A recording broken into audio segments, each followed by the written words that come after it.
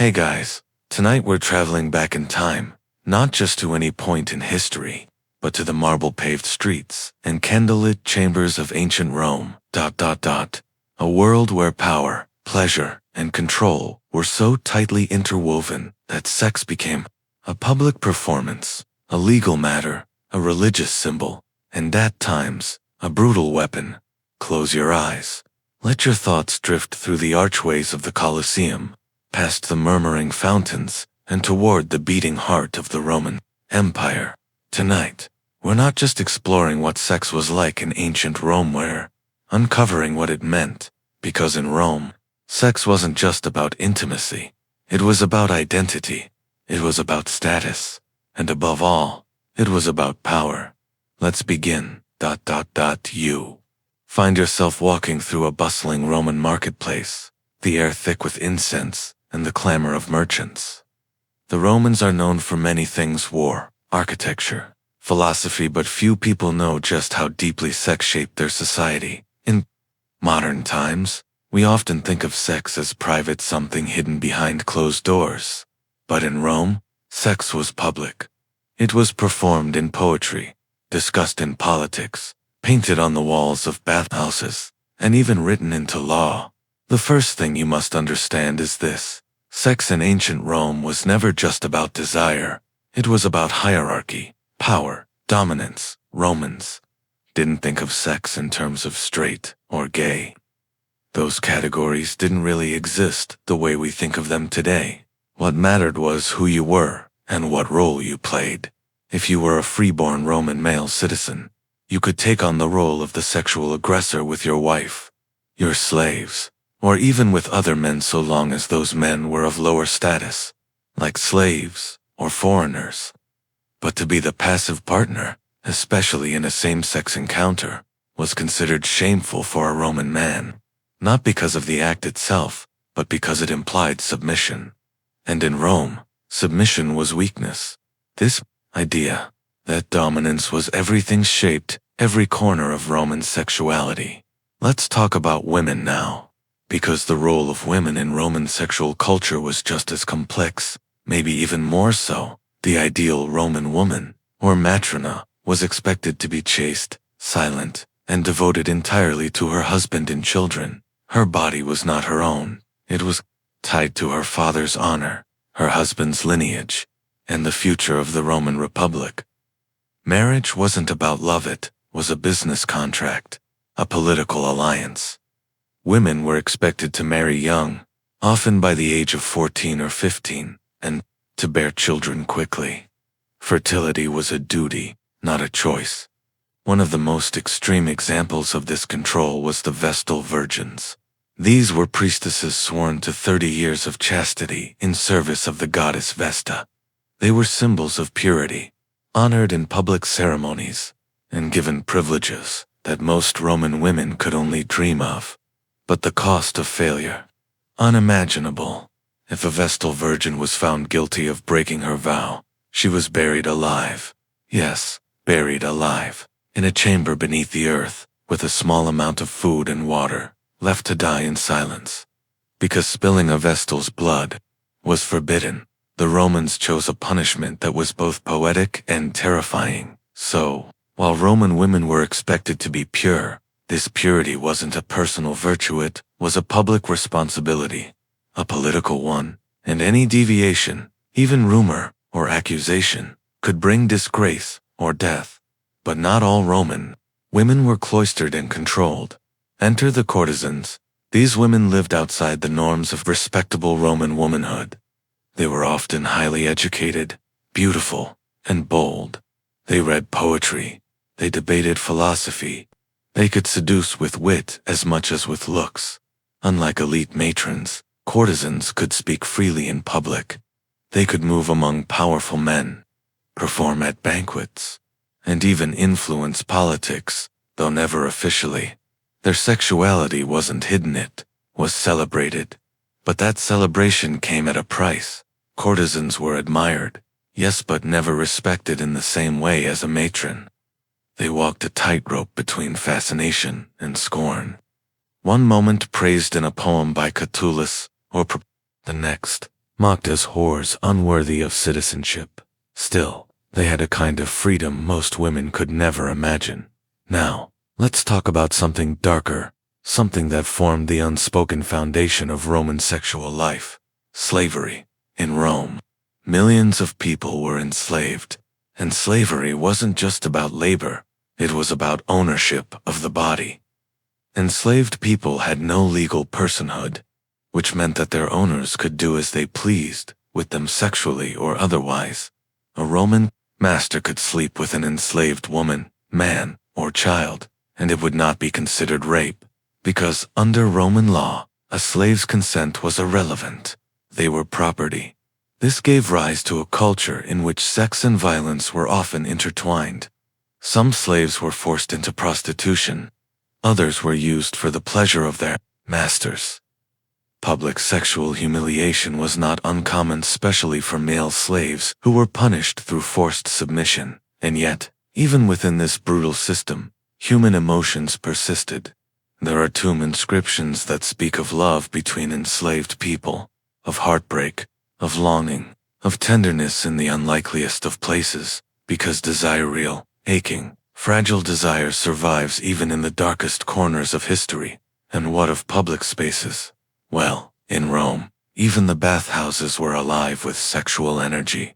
Imagine walking into a public bath, the warm steam rising, the sound of splashing water, men and women, sometimes separated, sometimes not, lounging on marble benches or soaking in pools. Here, bodies were on display, social roles temporarily blurred, and for some, the bathhouse became a place of flirtation, seduction, and secret rendezvous. Erotic graffiti lined the walls. Murals depicted mythological seductions, orgies, and fantasies. For the Romans, desire wasn't hidden, it was art, and art, in turn, became desire. Sex was also deeply entangled with magic and medicine. Roman women, desperate to avoid pregnancy, to cause one, turned to all sorts of remedies. Some drank potions of herbs and wine. Others wore charms or tied amulets around their waists. Love spells were common. So were curses etched into lead tablets and buried in the earth, calling upon gods to bind or torment a lover. Even emperors weren't above this. Augustus, in his quest to restore Roman morals, passed a series of laws that punished adultery and rewarded childbirth. He even banished his own daughter, Julia, for her alleged sexual excesses. But behind all these laws and rituals was a simple truth. The Romans were both fascinated by sex and terrified of its power. It was a force that could create life, destroy reputations, shift alliances, and unsettle empires. And then came Christianity, but we'll get to that soon. For now, let your mind drift. Think of all the lives lived in that ancient world, some longing, some suffering, some defying every rule to feel just a little closer to love. Because in ancient Rome, sex wasn't just an act, it was identity, it was resistance, it was empire. So where were we? Still walking the flickering candlelit corridors of ancient Rome, still listening to the quiet whispers of desire echoing through marble halls and moonlit courtyards. Tonight, we go deeper, beyond the bedrooms of matrons and the bathhouses of soldiers, beyond the painted walls of brothels and the whispered rumors of courtesans. Tonight, we step into the legal codes, the sacred rites, and the secret worlds of gender and identity in one of the most powerful empires the world has ever known. Let's begin with the man who tried to control it, Emperor Augustus. Augustus wasn't just interested in expanding Rome's borders. He was obsessed with reshaping its morals. To him, the empire's greatest threat wasn't an enemy army, was decadence, indulgence, and the collapse of traditional Roman virtue. And so, in 18 BCE, he introduced the Lex Julia set of laws, meant to restore the dignity of marriage, encourage childbirth, and clamp down on adultery. It was a bold move. The Lex Julia criminalized sex outside marriage and rewarded couples with 3 or more children. Adulterers could be exiled, lose their property, or be publicly shamed. Even upper-class men weren't immune if they slept with another man's wife. They could face serious consequences. But as with many Roman laws, the devil was in the details. The Lex Julia came down hardest on women, while men's affairs were often ignored or quietly accepted. Women were judged far more harshly. A wife caught in adultery could be divorced, disowned, even banished. The message was clear. Women's sexuality was not their own. It was the property of their fathers, their husbands, their state, and Augustus. He wasn't just a lawmaker, he was a father, to his own daughter, Julia. Fell victim to the very laws he created. Accused of licentious behavior, she was arrested, stripped of wealth and title, and banished to a remote island alone, exiled by her father's moral crusade. Her crime, not theft, not treason, simply too much passion in the wrong places. With the wrong people, it's hard to say what she felt, trapped between royal privilege and political punishment. But one thing's for sure, in Rome, even the emperor's blood couldn't save you from shame. Now, let's pause the politics for a moment and shift our gaze, not toward the mighty senators or noble matrons, but toward the shadows, toward the people who didn't fit the Roman mold, the people who blurred the lines of gender, role, and expectation. Among them were the Galli, the priests of the goddess, Cybele. They were unlike anything else in Roman society. The Galli were assigned male at birth, but during sacred ceremonies, they would enter a state of ecstatic frenzy, often leading to ritual castration. Afterward, they dressed in women's clothing, wore long hair, and referred to themselves with feminine titles. In a society obsessed with control, dominance, and masculine order, the Galli represented the exact opposite: surrender, transformation, fluidity. To some Romans, they were holy. To others, deeply disturbing. The state tolerated them, but just barely. Their processions were loud, colorful, and strange. They danced in the streets, beat drums, told fortunes. They were both feared and revered. They remind us that even in Rome, a world of strict roles, there were always people who defied the script. And what about men who loved other men? In many ways, Rome was more accepting of same-sex relations than many later Christian societies. But that acceptance came with rules rooted not in love, but in power. A Roman male citizen could sleep with a man, but only if that man was lower in status. To be the active partner, dominant, penetrating was fine, expected even, but to be the passive one, that was dangerous. It implied submission, weakness, femininity, and in Rome, that could destroy a man's reputation. Think of it this way. Sex wasn't categorized by gender, but by position. The same-sex act wasn't forbidden, but being conquered in bed was scandalous if you were a free-born male. We see this in satire, in graffiti, in courtroom insults. Roman orators would mock their enemies by calling them sinidi, a slur, implying they were effeminate or sexually passive. Even if it wasn't true, the insult stuck. So Roman same-sex culture wasn't about identity the way we understand it today. There were no gay or straight Romans. There were just people maintaining power or surrendering it. Still, desire slipped through the cracks. Poets like Martial and Juvenal wrote Bodhi verses about lust and longing between men. Some of it was comedic, some erotic, some scathing. And in quieter corners of the empire, men and boys met under arches or in quiet courtyards, speaking in glances, finding moments of connection where none should exist. Because love, as always, doesn't care about law or shame. Let's now float to another realm, art, because if Roman sexuality had a home, it was in its art, in places like Pompeii, preserved under volcanic ash. We see it all laid bare, literally. Erotic frescoes adorned the walls of taverns, brothels, and even private villas. They showed couples in every imaginable position, sometimes involving more than two people, or even gods and mortals. But these images weren't considered obscene. They were decorative, entertaining, even spiritual. To modern eyes, they might seem shocking, but to the Romans, they were a celebration of life's pleasures. There were even phallic charms called Faustina, used to ward off the evil eye. Yes, tiny bronze penises on necklaces, wind chimes, or carved into doorways. They were symbols of luck, power, and fertility. The line between sacred and profane, almost invisible. Let's pause and breathe. You're walking again, slowly, through a Roman villa at dusk. The marble floors cool beneath your feet. The scent of olive oil and lavender drifts through the air. In one room, a woman prepares a love spell, muttering to Venus for favor. In another, a young poet sketches verses about a courtesan who stole his heart and his coin. Outside, a senator hurries home to avoid suspicion. His affair, after all, could cost him everything. Rome is asleep, but the city hums with secrets.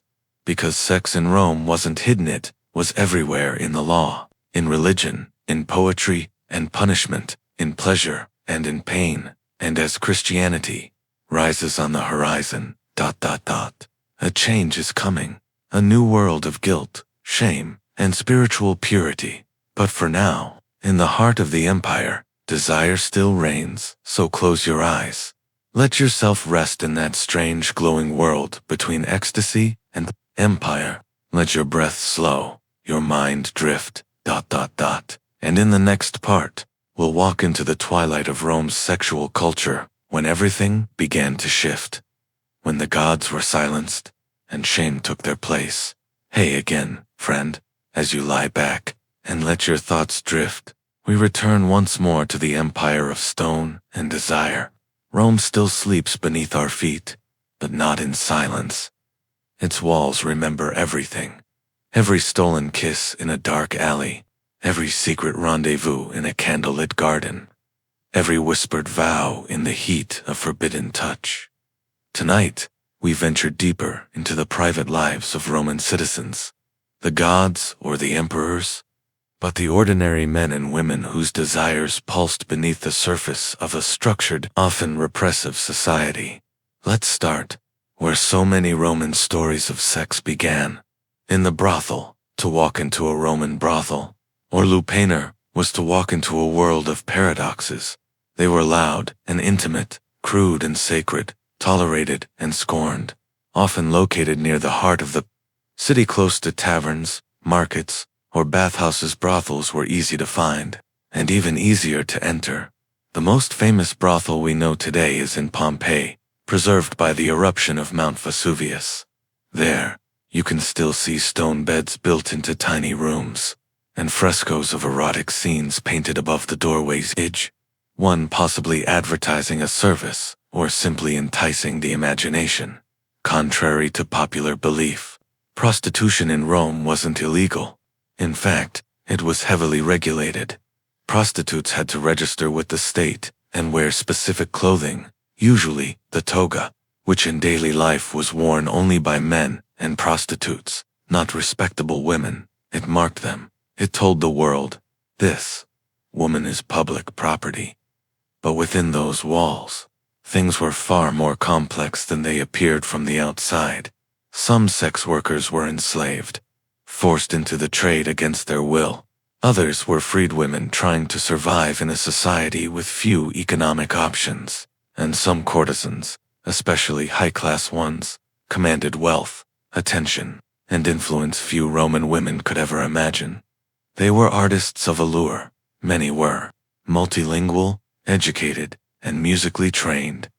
They performed at banquets, composed love poems, and wielded their sexuality like a sword. Yet even outside of brothels, pleasure was a constant pursuit in Roman life. Banquets called convivia were more than just feasts. They were sensory experiences.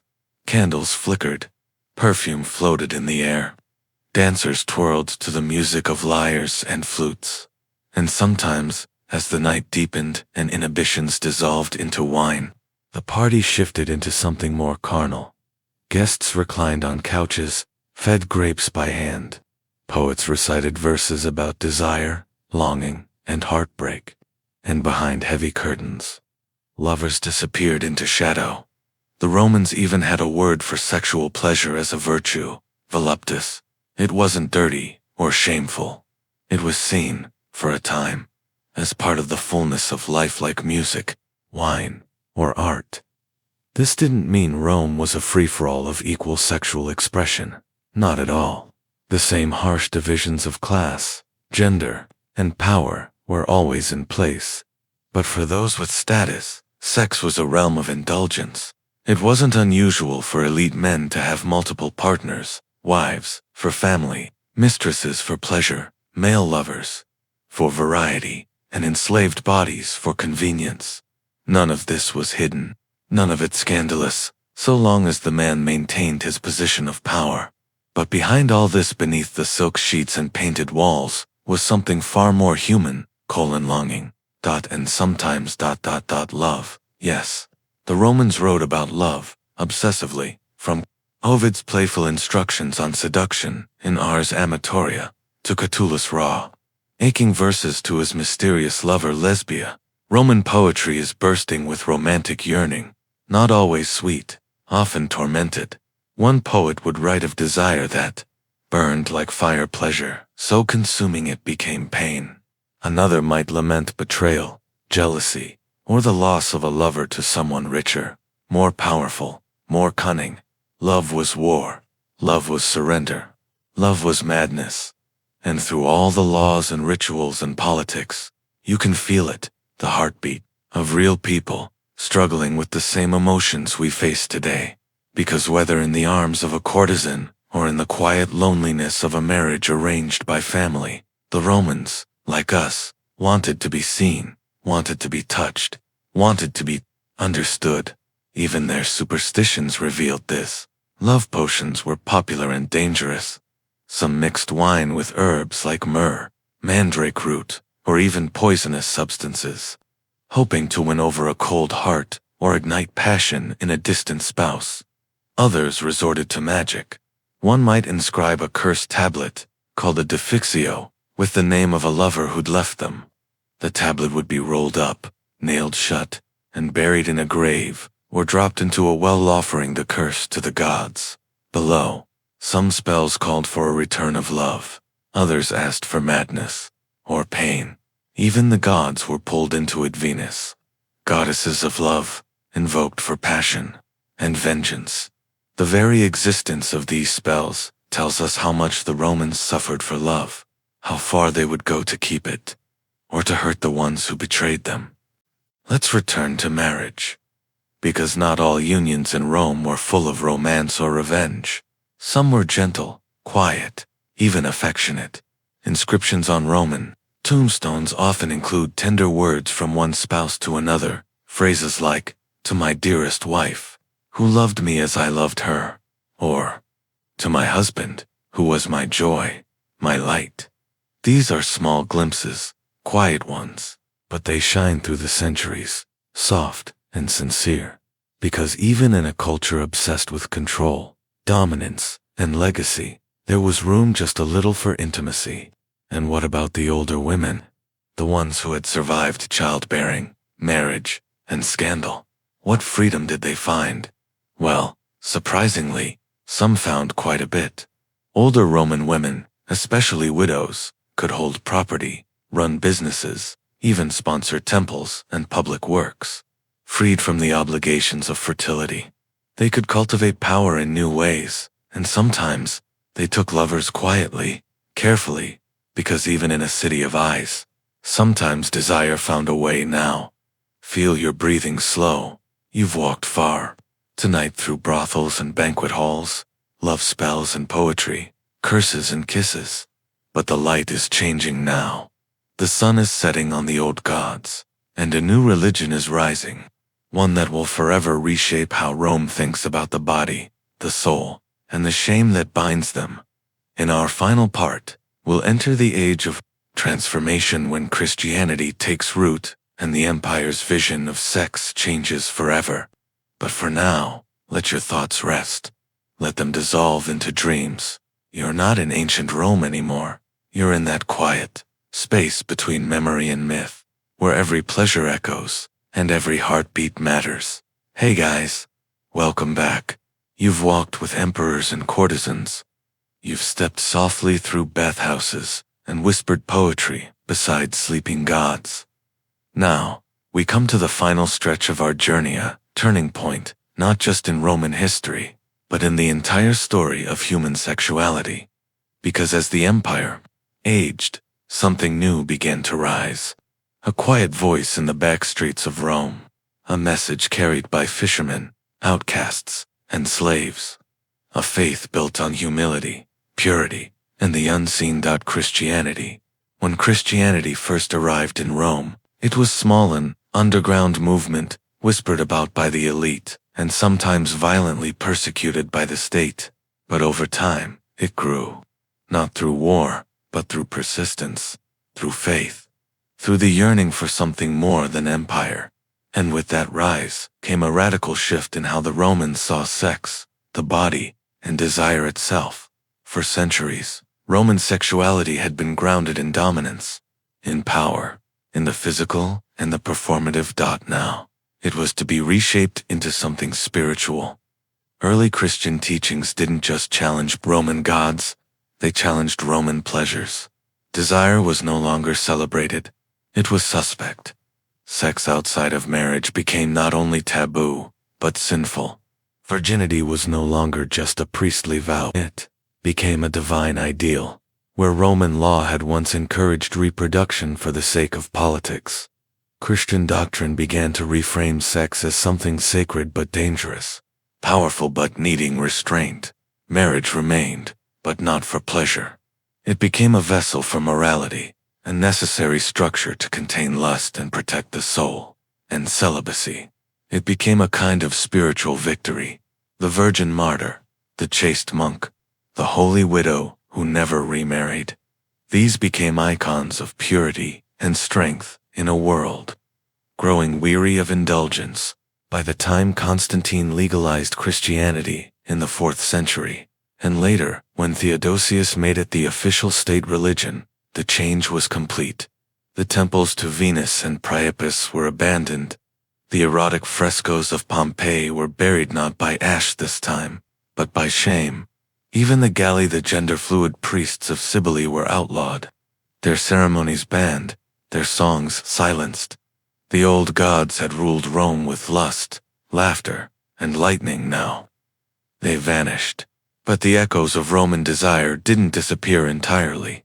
They lingered in secret writings, in hidden frescoes covered by dust and time, in the quiet rooms of monasteries, where monks struggled not just with faith, but with the same urges their ancestors once celebrated so openly. You see, even as Rome changed, human nature didn't. Desire doesn't vanish. It adapts, it hides, it whispers in new tongues.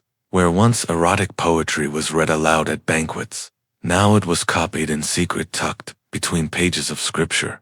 Where once courtesans danced before senators, now women were hidden behind veils, their bodies rendered invisible by modesty laws. Yet even in this world of new rules, some found loopholes. Lovers still met in the dark. Letters still passed through shadows. Eyes still lingered a little too long. Let's pause and imagine the life of a Roman. Right at the edge of this transformation, he walks the same streets his ancestors did. He bathes in the same waters, but he no longer leaves offerings at Venus's shrine. He prays now in catacombs, in candlelit churches, in silence. He loves, perhaps, but differently, not as performance, not as celebration, but as something fragile, forbidden, fleeting. What does he dream of? Does he still remember the old myths? Does he miss the laughter of the gods? Even as Rome collapsed economically, politically, militarily, its vision of sex remained deeply embedded in the Christian world that followed. Think of medieval Europe, with its saints and sinners, its chastity belts and burning desires. Think of the Renaissance, when the buried frescoes of Pompeii were rediscovered and shocked the modern world. Think of us now, still wrestling with the echoes, Still asking questions that Romans asked thousands of years ago. What is sex for? Who controls it? Why do we want what we want? And can desire ever truly be free? The truth is, the Romans didn't have all the answers. They gave us poetry and punishment, indulgence and inhibition, beauty and brutality. Their world was a paradox, one that lives on in us. In every law, every love letter, every whispered secret. So now, as your breathing slows, let's drift back through the centuries one last time, through the forums and frescoes, through the laughter of bathhouses and the silence of exile, through the moans behind brothel doors and the prayers of the newly converted, through the shadow of the cross, cast over the ruins of Venus's temple and into the quiet. Because, in the end, Rome was never just an empire of stone. It was an empire of touch, of longing, of power. And tonight, in sleep, you carry that memory with you. Not in shame, not in silence, but in understanding. Because, to know how the Romans loved and how they feared love is to know something essential about being human. Good night, traveler. May your dreams be gentle and your heart free.